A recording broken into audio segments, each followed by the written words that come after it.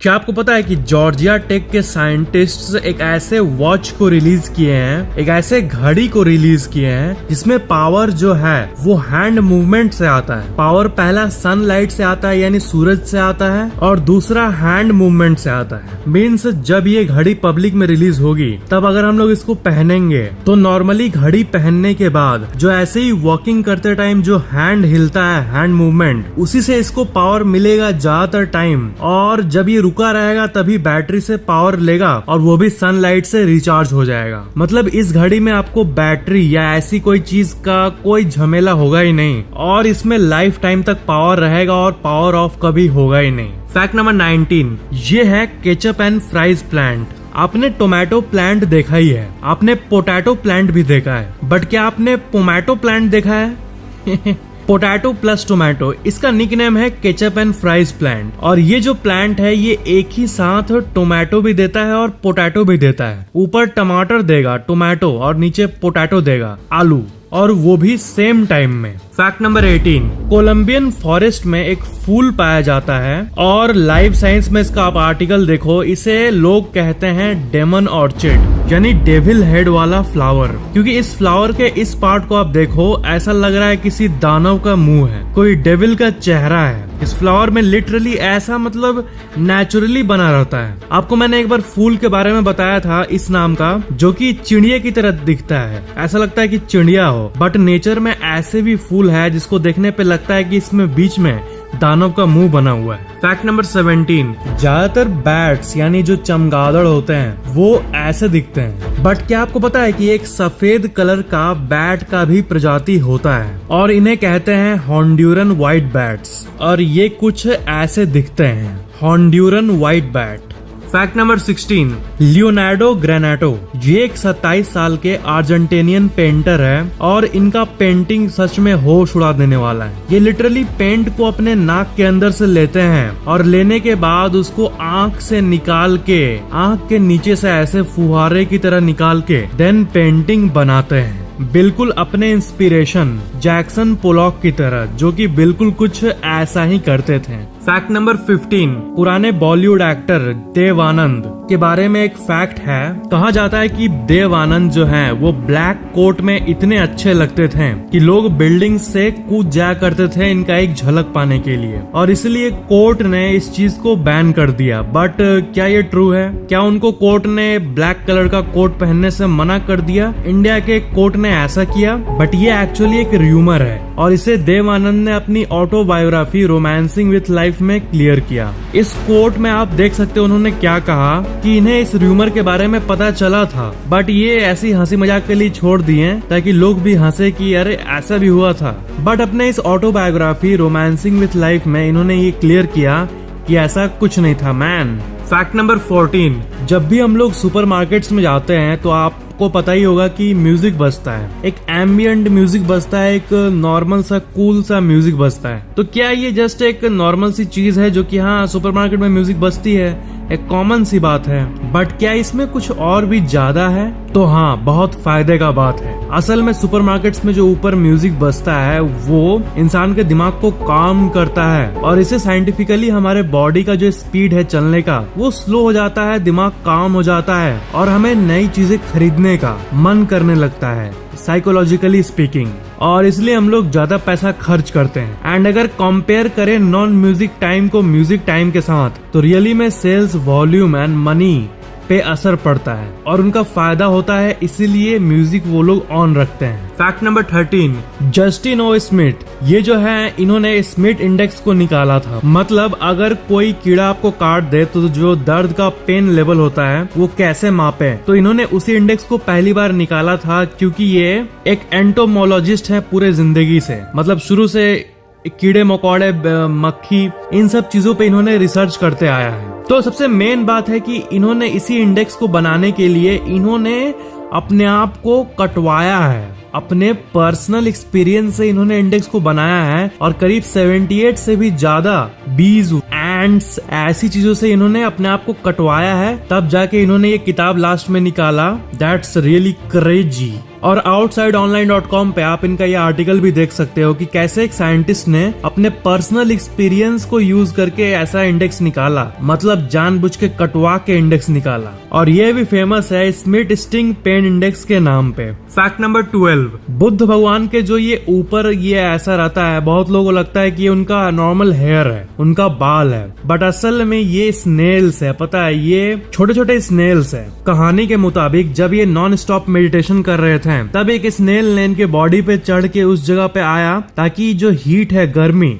उसके चलते इनके मेडिटेशन और इनका जो एक नोबल एम था उन पे बाधा ना आए। और ऐसे ही करते करते 108 स्नेल्स इनके माथे को घेर दिए। और ऐसे ही इस आप जो मूर्ति में ऐसा देखते हो, इस चीज का जन्म हुआ। ये असल में हेयर नहीं है, अब बारीक में डिटेल में देखोगे तो ये असल में स्नेल है। फैक्ट नंबर 11, डेट जो है ना, ये जो वर्ड है इंग्लिश वर्ड डेट, ये इसका काफी मीनिंग है। पहला डेट मतलब दिनांक, तारीख, दूसरा डेट मतलब कपल वाला डेट, और तीसरा डेट मतलब ये जो हम लोग खाते हैं डेट। तो असल में हम लोग तीसरे की बात करें तो आपको पता है ये वर्ल्ड के सबसे हेल्दीएस्ट फ्रूट्स में से एक है, क्योंकि ये हार्ट यानी दिल के लिए बहुत अच्छा होता है और इसमें आयरन भी भरपूर होता है। और साइंटिस्ट ने भी डेट्स को वर्ल्ड के सबसे हेल्दीएस्ट फूड्स में क्लासिफाई किया है। फैक्ट नंबर 10, जब भी हम लोग पिरामिड सुनते हैं तब हमारे मन में इजिप्ट आता है कि इजिप्ट ही वो जगह है इस पूरे दुनिया में जिसमें सबसे ज्यादा पिरामिड्स मौजूद हैं, बट ऐसा नहीं है। असल में 120-25 बड़े छोटे पिरामिड मौजूद है इजिप्ट में, बट सूडान नाम का एक कंट्री है और वहाँ पे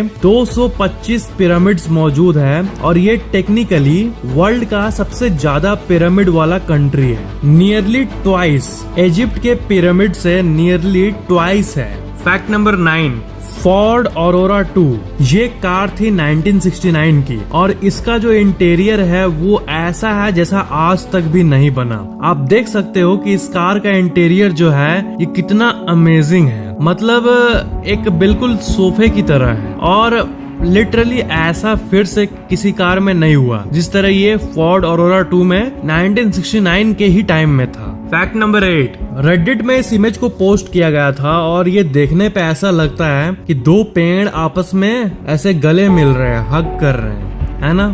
फैक्ट नंबर 7, बहुत लोग हैं ना जिनका आदत हो जाता है कि अपने टॉयलेट को वो अक्सर रोकते रहते हैं, बट क्या आपको पता है कि ऐसा करना बिल्कुल भी अच्छा नहीं होता। अगर कोई ऐसा एक बार भी करे तो ये उनके लिए अच्छा नहीं होता काइंड ऑफ, क्योंकि इससे किडनी स्टोन का खतरा और भी ज्यादा बढ़ जाता है इसको रोकने से। क्योंकि जो चीज आपके अंदर से बाहर आना चाहिए उसी को अगर सप्रेस करे कोई तो बॉडी में दिक्कत आने लगती है और वहाँ का मसल डैमेज और वहाँ का टिश्यू डैमेज ये तो कॉमन है ही, इसलिए हमें ऐसा नहीं करना चाहिए। फैक्ट नंबर 6, मोरक्को में वर्ल्ड का सबसे लार्जेस्ट सोलर फार्म मौजूद है और आप इसका ऊपर से ड्रोन व्यू देखो, 35,000 फुटबॉल फील्ड के बराबर के साइज पे ये फील्ड मौजूद है और करीब साल का 8 लाख टन कार्बन एमिशन को ये रोकता है और ये सहारा डेजर्ट में मौजूद है। इस जगह का नाम है नूर क्वार्जा जाटे कॉम्प्लेक्स और Morocco solar farm.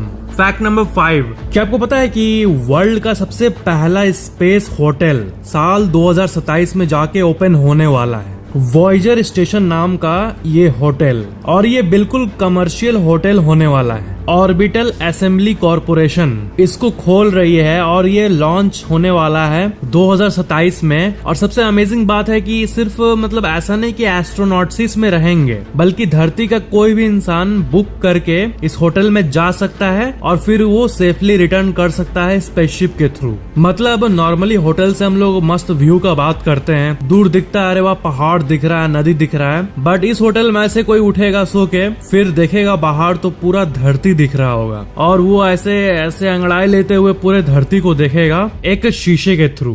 Fact number 4, जिस तरह मैंने पिछली वीडियो में आपको अमेज़न का ऑफिस दिखाया था, कैसे जेफ बेजोस अकेले एक कंप्यूटर पर बैठ के काम कर रहे हैं और दूसरे में एक ऐसा अमेज़न का बिल्डिंग जो पूरा पेड़ से घिरा हुआ है, एकदम अरबों खरबों का बिल्डिंग। वैसे ही गूगल का अभी देखो, ये है गूगल का पहले का टीम और उस टाइम का ऑफिस google.com, और ये है अभी का ऑफिस जो कि एकदम मैग्निफिसेंट है। Fact number 3, San Francisco garter snake नाम का ये स्नेक है और इसे अक्सर वर्ल्ड का सबसे ब्यूटीफुल स्नेक भी कहा जाता है, क्योंकि ये जो स्नेक होता है इसका जो कलर होता है बॉडी का वो बहुत ही अलग होता है और वर्ल्ड के सबसे यूनिक शेड्स में से एक होता है, वो भी नेचुरली। मतलब अगर ये किसी इंसान के आंख के सामने आ जाए तो लिटरली एक मतलब अनरियल सा लगता है। ऐसा लगता है कि स्नेक के ऊपर किसी ने पेंटिंग कर दिया हो या फिर वीडियो या फोटो में एडिटिंग कर दिया हो, बट इसका कलर नेचुरली ही ऐसा होता है। फैक्ट नंबर 2, एक 16 महीने के बच्चे के हार्ट में कुछ प्रॉब्लम आई, तो क्या हुआ था कि उस बच्चे के लिए हार्ट जल्दी नहीं मिल रहा था। तब डॉक्टर ने, आप जो अपने स्क्रीन पे देख रहे हो, इसी आर्टिफिशियल हार्ट से करीब 13 दिन तक बच्चे को चलाया। मतलब जब बच्चे का हार्ट नॉन फंक्शनिंग हो गया था, तब उसके बाद जब इस आर्टिफिशियल लोहे के बने हार्ट को लगाया गया, तब वो बच्चा 13 दिन तक जिंदा रहा। एंड उसके बाद जब उसका एप्रोप्रिएट हार्ट मिल गया तब तो उस पे लग ही गया। बट सबसे अमेजिंग बात यह है कि 13 दिन तक ये हार्ट उसको बचा के रखा इस हार्ट से, इस आर्टिफिशियल हार्ट के चलते। मतलब इंसान कितना आगे पहुंच गया है, एक ऐसा डिवाइस जो कि पूरे बॉडी में, एक छोटे से बच्चे के बॉडी में ब्लड पंप कर सकता है, एक आर्टिफिशियल हार्ट। ये घटना इटली में हुई थी और cbsnews.com का आप ये आर्टिकल देख सकते हो। फैक्ट नंबर 1, अगर आप ब्रश नहीं करते हैं तो कितने दिन बाद तक आपका दांत टूट जाएगा? और क्या ऐसा टाइम आएगा जब दांत एक्चुअल में निकल जाएगा आपके मुंह से? नहीं, ब्रश करने पे आपके दांत पे ये पीला पीला जमा होने लगेगा, प्लाक। प्लाक कहते हैं बचे हुए खाने का अंश प्लस बैक्टीरिया प्लस आपके सलाइवा यानी लार, इन तीनों के जमे हुए मिक्सचर को। और प्लाक दूसरे बैक्टीरिया को इनवाइट करता है कि आओ इस घर को हम लोग अपना नया घर बनाते हैं। मीन्स प्लाक से आपका दांत गंदा गंदा और गंदा होते रहता है और एक दिन ब्रश नहीं करने के बाद ही प्लाक जमा होने लगता है। बट एक हफ्ते नहीं करने के बाद वो 1000 गुना स्ट्रॉन्ग हो जाएगा और करीब 30 से 40 गुना आपका दांत पूरा पीला पीला दिखेगा, टीथ डिस्कलर हो जाएगा और आपका माउथ तो इतना महकेगा मानो एक नाला महक रहा हो। 3 महीने बिना ब्रश किए आपके दांत के अंदर बड़े बड़े कैविटीज यानी गड्ढा बनना शुरू हो जाएगा और मसूड़े जो है वो ढीले होने लगेंगे। साइंटिफिकली कहें इसको अनकॉमन भाषा में तो 1 साल बाद जाके पेरियोडोंटिटिस नाम का एक कंडीशन होगा जिससे आपका जो टीथ का गम है वो आपके दांत को छोड़ने लगेगा और जो ऐसे छोड़ेगा और जो स्पेस बनेगा उसमें और ज्यादा बैक्टीरिया इनवाइट होगा और इतनी आबादी हो जाएगी बैक्टीरिया की कि आपका इम्यून सिस्टम ही गम को यानी आपके मसूड़े को डैमेज करने लगेगा। उसके बाद आपका दांत गिरने लगेगा 1 साल 2-3 महीने के अराउंड, लिटरली बाहर निकलने लगेगा। मतलब सोच के ही मेरे दांत में दर्द हो रहा है इस चीज के बारे में। फिर क्या, खत्म, tata bye bye. Video like share and comment जरूर करना और चैनल को सब्सक्राइब करके बेल आइकन जरूर ऑन कर लेना। Thank you so much for watching.